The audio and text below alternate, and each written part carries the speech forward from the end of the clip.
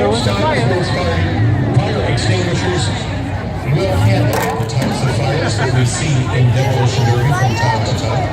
However, we do want to mention that we do have the members of the fire department here tonight.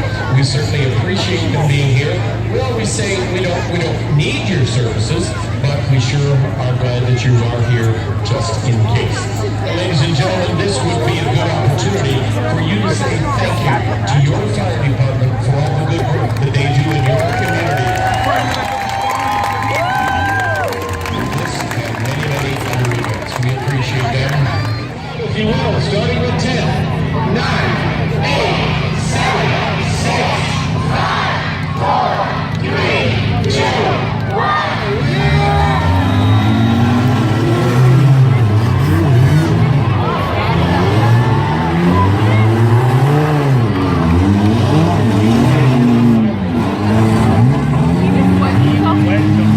Right in there.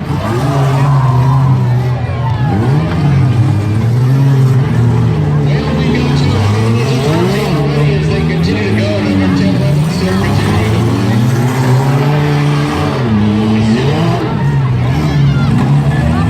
three cars running once again. 10 and 11 in the lead.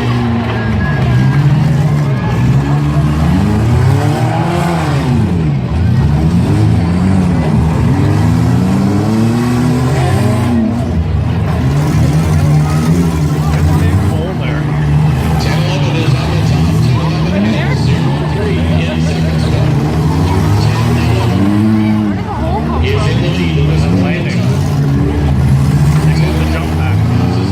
We got 5 laps completed now on 10 11 and 0-3. 0-3.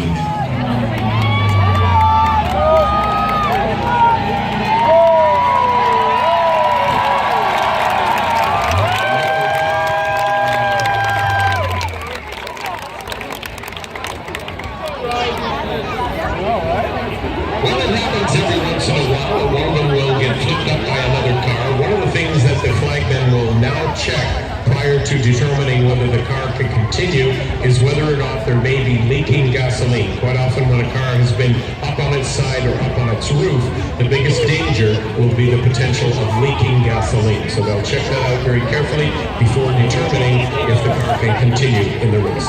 Safety is always the #1 word in demolition derby events. We have a couple more seats. There's Jay and Chris here. Yeah?